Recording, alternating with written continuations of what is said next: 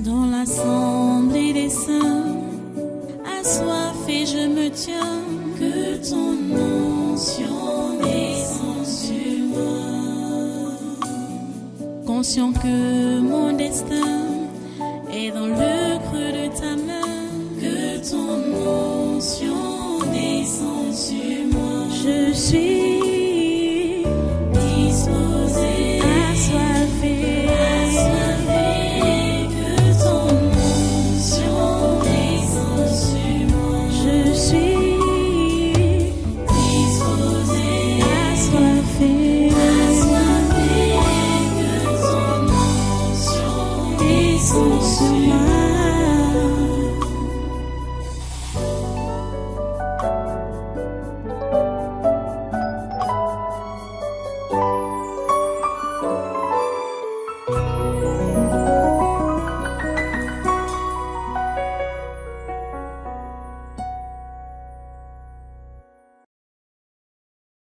Alléluia.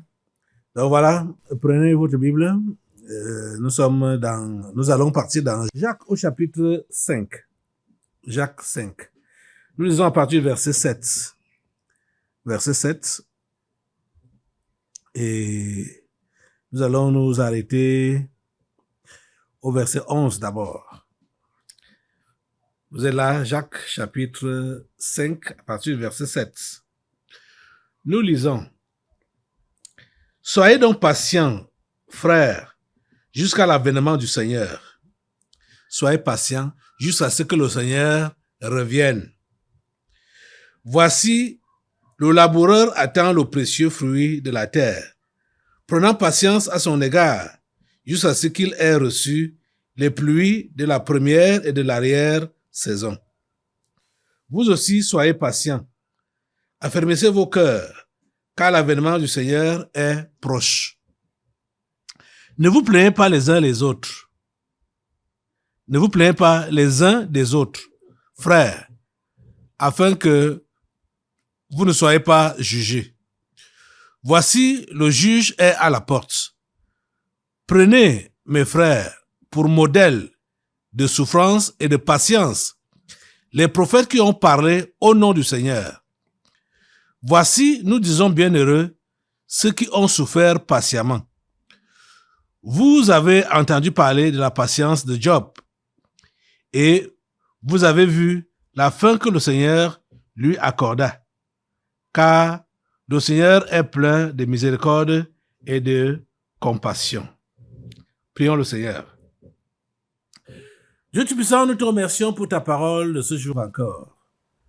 Merci parce que tu es vraiment décidé de nous enseigner, de nous conduire dans tes voies, de nous mettre sur tes chemins et nous donner la grâce de ne pas déboîter notre pied parce que tu as plané le chemin devant nous par ta parole, par tes instructions. Reçois toute la gloire et tous les honneurs, Père Saint, parce qu'aujourd'hui encore, tu éclaires nos esprits et tu leur donnes de saisir, de comprendre ce que tu instruis. À toi la gloire, ô grand Dieu. À toi les honneurs, ô grand Dieu, pour ce que tu fais. Au nom puissant de Jésus, nous avons prié. Amen. Voilà, prenez place dans cette présence. Une fois de plus, soyez les bienvenus à ce congrès des naturels de ce 10 juillet 2025.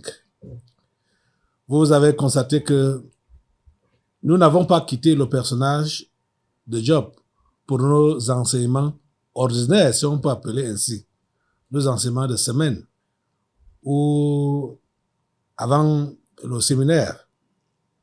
Puisqu'ici, Jacques, en nous interpellant à la patience, en nous interpellant à la patience, il nous prend l'exemple des prophètes, des anciens prophètes de la Bible, notamment le serviteur Job, dont nous parlons depuis un certain temps. Vous voyez que c'est lui qui revient toujours. Vous voyez donc que même les apôtres les écrivains du Nouveau Testament, eux-mêmes avaient lu également l'exemple de Job et ils se réfèrent à cela.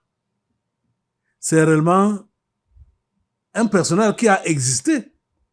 Ce n'est pas des fables, hein? Ce n'est pas des fables qui sont dans la Bible. La Bible raconte des histoires des hommes et des femmes réels qui ont réellement existé. Leur modèle a été mis par écrit pour nous servir d'exemple à nous autres aujourd'hui. Comme Job, la patience. Chers amis, chrétiennes, chrétiens, soyez patients. Soyez patients. Soyez donc patients, frères, jusqu'à l'avènement du Seigneur. Ne soyez pas patients pour un temps. Celui-là va dire, ou celle-là va dire, j'ai déjà beaucoup attendu. Je ne pourrai plus attendre. Non, tu sors des voies de Dieu dès que tu as dit ça. Soyez patients. Quand? Combien de fois? Combien de temps? Pendant combien de temps? Soyez patients jusqu'à l'avènement du Seigneur, jusqu'à ce qu'il vienne, jusqu'à ce que la trompette sonne. Si jamais tu seras encore en vie jusqu'à ce temps-là, si tu ne pourras pas être en vie jusqu'à ce temps-là, sois patient donc jusqu'à ton départ. Sois patient. La patience, ça fait partie du fruit de l'esprit. Soyez donc patients, frères, jusqu'à l'avènement du Seigneur. Voici, le laboureur attend le précieux fruit de la terre, prenant patience à son égard, jusqu'à ce qu'il ait reçu les pluies de la première et de l'arrière-saison. Vous êtes ici avec moi à Yaoundé, vous êtes avec moi ici au Cameroun. Vous savez, les défis qu'on a eus ces derniers temps, avec les pluies, je peux dire peut-être ces 2 dernières années ou 3 dernières années, il y avait de l'incertitude pour voir pour que la pluie tombe. Cette saison même, il y a des gens qui ont planté plusieurs fois. Quand les pluies venaient, ils plantaient, mais après, le soleil se lève. Le soleil se lève, ce qu'ils ont planté, tout sèche. Et dès que les pluies reviennent, ça fait des jours, plusieurs jours, hein, mais voire des semaines. Mais quand la pluie revient, ils plantent encore. Ah, c'est comme ça que j'ai toujours conseillé aux gens que quand la saison des semences, de la semaille est là, dès que vous voyez la pluie tomber, semez directement. N'attendez pas, semez.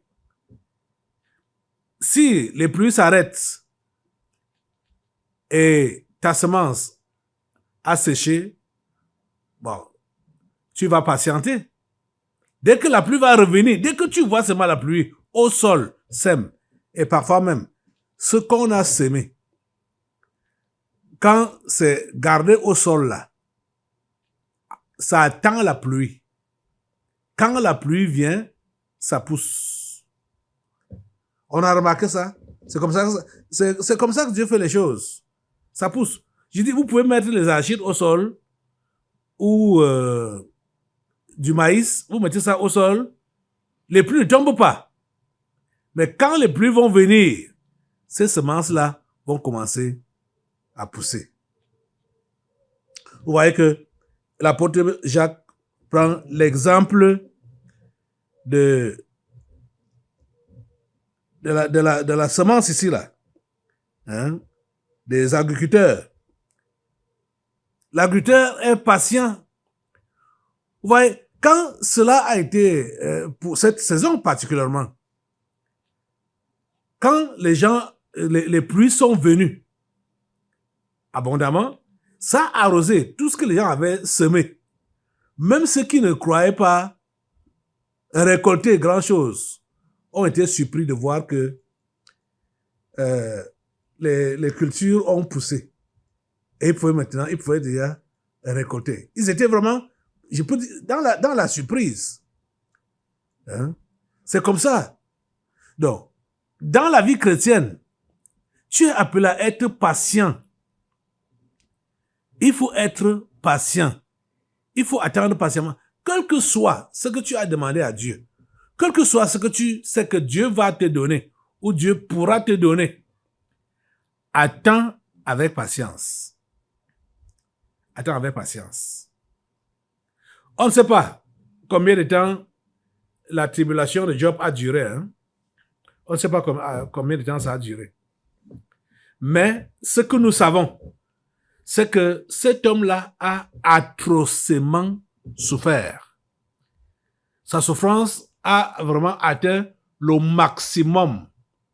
Le maximum. Vous comprenez? C'est effectivement ce que Dieu dit dans la parole toujours, que aucune tentation ne nous est survenue qui n'ait été humaine. Et Dieu qui est fidèle ne permettra pas que nous soyons tentés au-delà de nos forces. Avec la tentation, il préparera un moyen pour que nous puissions nous en sortir. Job a été tenté. Regardez que sa femme même, celle avec qui il avait fait les 7 enfants, celle qui était là quand cet homme a commencé à prospérer dans l'élevage et l'agriculture, elle lui a dit, maudit Dieu et meurs. Pourquoi tu demeures intègre? Maudit Dieu et meurs. Parce que elle voyait que la souffrance de Job était extrême. Mais Job a patienté le temps que cela pouvait durer. On ne sait pas combien de temps. Mais il a patienté le temps que cela pouvait durer et le temps que cela a duré. Jusqu'à ce que Dieu le rétablisse. Dieu le guérisse et Dieu lui donne non seulement ce qu'il avait perdu, mais plus que ce qu'il avait perdu. Je crois que c'est dimanche que nous entrerons dans tous ces détails-là en repartant dans le livre de Job. Mais j'ai voulu que nous puissions voir aujourd'hui comment un autre auteur de la Bible, un autre enseignant de la Bible, nous rappelle l'histoire de Job et surtout de sa patience. Vous comprenez? Il dit, vous aussi, soyez patients, affermissez vos cœurs, car l'avènement du Seigneur est proche. Et affermissez vos cœurs. Pourquoi? Parce que l'avènement du Seigneur est proche. Vous savez, les auteurs de la Bible n'ont pas beaucoup parlé de la fin du monde, pour les chrétiens surtout. Ce qui concerne le chrétien, en ce qui concerne les événements de la fin là, c'est le retour du Seigneur. C'est le retour du Seigneur qui nous concerne le plus. On n'a rien à faire avec la fin du monde. On n'a rien à faire avec ça. Parce que ce qui est pour celui qui connaît la Bible nous dit que Dieu va recréer le ciel, des nouveaux cieux et une nouvelle terre. Donc, la fin du monde, c'est pas vraiment notre intérêt là-bas. Ce qui nous intéresse, c'est le retour du Seigneur. Quand il va revenir, est-ce qu'il va nous retrouver dans la foi? Est-ce qu'il va nous retrouver étant patient? Est-ce qu'il va nous retrouver dans sa maison quand il revient? Le Seigneur revient. Et il revient pour récompenser ceux qui lui ont été fidèles. Vous comprenez? Vous aussi soyez patients, affermissez vos cœurs, car l'avènement du Seigneur est proche. Pourquoi affermir le cœur? Rends ton cœur ferme. Ferme dans quoi? Ferme dans la foi. Pour ne pas te laisser ébranler. Pour ne pas te laisser séduire par de fausses promesses, par de fausses histoires, par du n'importe quoi. Affermis ton cœur dans la foi. Affermis ton cœur dans la foi. Rappelez-vous, les amis, N'oubliez jamais cela, que la chrétienté est dans le cœur.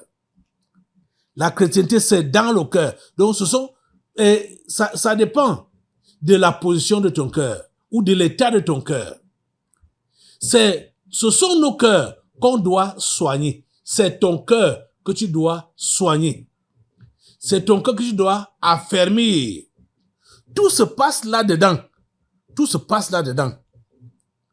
Soit qu'on est vrai avec Dieu, soit qu'on est faux avec lui, soit qu'on on a de la foi ou on est incrédule. Ça se passe là à l'intérieur. Soit qu'on lui fasse confiance ou qu'on ne lui fait pas confiance, c'est là à l'intérieur, dans le cœur là. On ne peut pas voir la chrétienté avec les yeux. C'est dans le cœur que ça se passe. Et c'est pourquoi nous sommes appelés à affermir, donc, à solidifier nos cœurs. Nos cœurs ne doivent pas être ébranlés. Nos cœurs ne doivent pas courir après des futilités, après d'autres choses, des choses sans valeur. Hein? À longueur de journée, cher ami, tu passes ton temps à penser à quoi? Qu'est-ce que tu rumines au-dedans de toi là, à longueur de journée? Disant que tu es chrétienne, disant que tu es chrétien, tu passes tes jours à ruminer sur quoi? Tu passes tes jours à ruminer sur quoi, cher ami? Affermis ton cœur. Affermis ton cœur. Ne laisse pas n'importe quoi prendre de l'importance dans ton cœur. Hein? Ceux-là qui aiment garder les offenses, hey, vous ne savez pas combien vous vous mettez en danger. Pourquoi est-ce que tu cultives l'offense dans le cœur, dans ton cœur? Pourquoi tu cultives cela? Pourquoi tu entretiens cela? Pourquoi? Ça ne t'aide pas. Ce n'est pas pour ton bien. Hein? Cultivez l'offense, cultivez la rancune dans le cœur, ruminez sur ça, toujours revenir sur ça, et voir comment ça t'a fait mal. Mais ça te sert à quoi? Ça te détruit. Tu vois que ça te détruit, cher ami. Hein? Tu dois affermir ton cœur, soigner ton cœur avec la parole de Dieu. En attendant le Seigneur, ce qui doit être présent dans notre cœur tout le temps, c'est que le Seigneur revient. Et il peut revenir n'importe quand.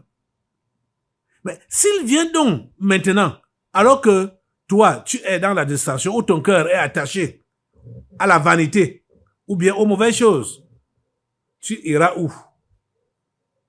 On t'a vu à l'église pendant des années, mais pendant, il arrive donc un temps où tu passes ton temps à ruminer des mauvaises choses dans le cœur et la mort te prend là. Pendant que tu rumines les mauvaises choses dans ton cœur, tu iras où pendant ce temps-là? Tu iras où? Soigne ton cœur. Arrange ton cœur.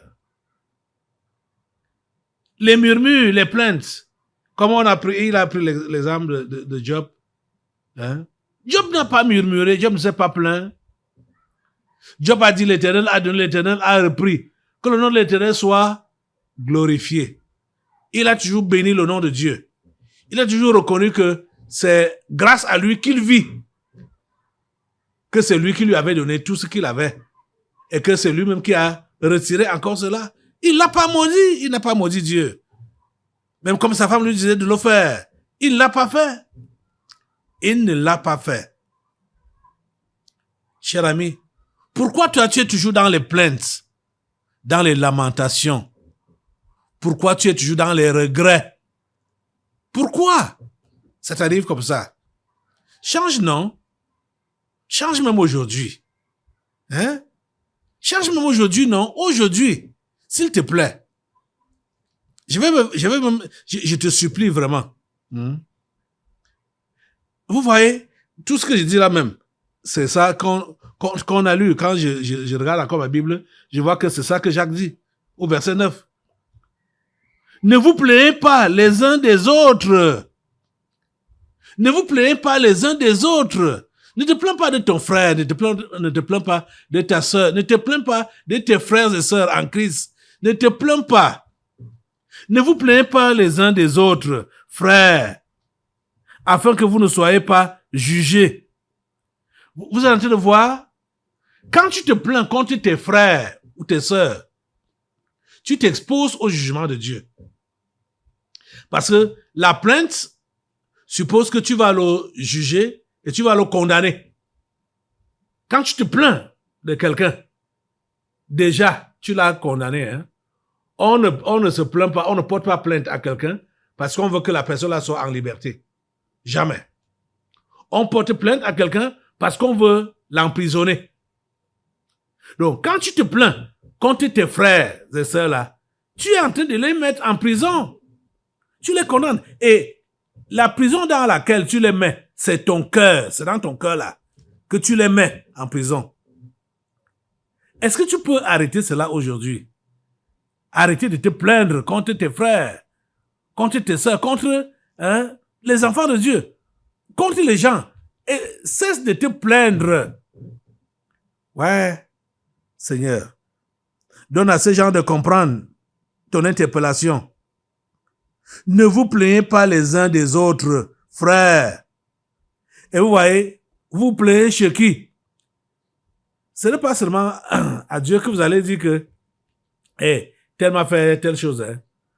Vous partez dire ça à d'autres. Vous priez chez les autres. Vous voyez comment vous êtes en train de salir les cœurs de ceux-là. Vous voyez comment vous êtes en train de salir les pensées de ceux-là à qui vous dites ce que les autres vous ont fait de mal.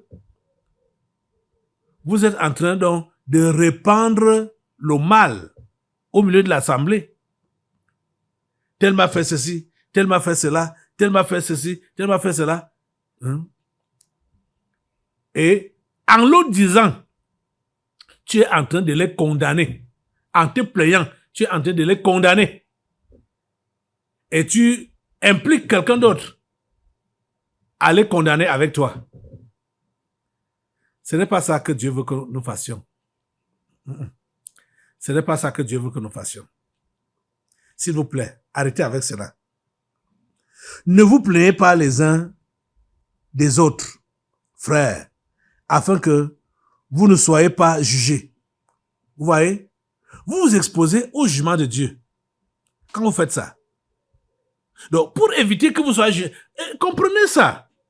J'ai suivi quelqu'un prêcher que quand tu accuses quelqu'un, voilà, il y a le doigt accusateur, le voilà qui est pointé contre quelqu'un. Mais il y a combien de doigts qui sont pointés contre toi? Il y a 3 doigts qui sont pointés contre toi. Tu vois? Donc quand tu accuses quelqu'un, tu es triplement accusé par rapport à la personne là. C'est ça qu'on voit ici. Parce que quand Jacques peut dire que ne vous plaignez pas les uns des autres, frères, afin que vous ne soyez pas jugés. Donc, en te plaignant des autres, tu t'exposes au jugement de Dieu. Tu comprends? Tu t'exposes au jugement de Dieu. Et pourquoi Dieu va te juger? Parce que tu n'as pas eu de miséricorde. Tu n'as pas eu de pardon. Un esprit de miséricorde, un esprit de pardon. Parce que tu n'as pas eu ça. Hein? Si tu étais miséricordieux, tu n'allais pas revenir sur les erreurs, les fautes, les bêtises, les péchés qu'on a commis contre toi. Tu allais pardonner, oublier ça. Tu vois ça? Tu vois ça? Tu vois ça, non? Il dit à la fin du verset 9 là, voici, le juge est à la porte. Voici, le juge est à la porte. Le juge, le grand juge, c'est le Dieu suprême, par Jésus-Christ. C'est lui qui est le grand juge. Et il est à la porte, sur le point de venir, d'entrer. Verset 10, prenez mes frères pour modèle de souffrance et de patience les prophètes qui ont parlé au nom du Seigneur. Modèle de quoi? modèle de souffrance et de patience. Modèle de souffrance et de patience. Et c'est le modèle de Job qu'il a d'abord exergué ici. Voici, nous disons, verset 11, voici, nous disons, bienheureux ceux qui ont souffert patiemment. Nous disons qu'ils sont bienheureux, comme Job. Nous disons bienheureux ceux qui ont souffert patiemment. Vous avez entendu parler de la patience de Job. Et vous avez vu la fin que le Seigneur lui accorda. Car le Seigneur est plein de miséricorde et de compassion. Le Seigneur est plein de miséricorde et de compassion. Tu es son enfant. Tu dois l'imiter dans ce domaine-là. Tu dois être plein de miséricorde et de compassion. Tu comprends ça? Ne juge plus les gens. Ne juge plus les gens. Ne les condamne pas. S'il te plaît. Sois comme ton Créateur et surtout ton Sauveur. Sois imitateur de Dieu dans ton comportement. S'il te plaît. S'il te plaît, si tu peux m'écouter aujourd'hui. Merci Seigneur. Mets-toi debout pour prier Dieu.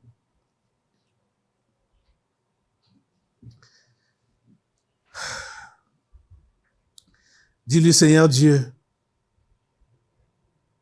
merci de me donner ton genre de cœur. Le cœur de patience, le cœur d'amour, le cœur de miséricorde. Oh Dieu, je te remercie de m'aider aujourd'hui à ne plus revenir sur les offenses subies, à ne pas condamner, à ne pas juger.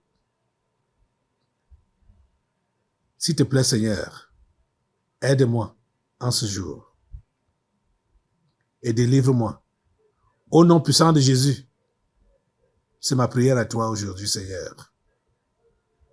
Amen. Assois-toi. Nous allons maintenant passer aux délivrances prophétiques. Dans l'assemblée des saints, assoiffé je me tiens, que ton onction descende sur moi. Conscient que mon destin est dans le creux de ta main, que ton onction descende sur moi. Je suis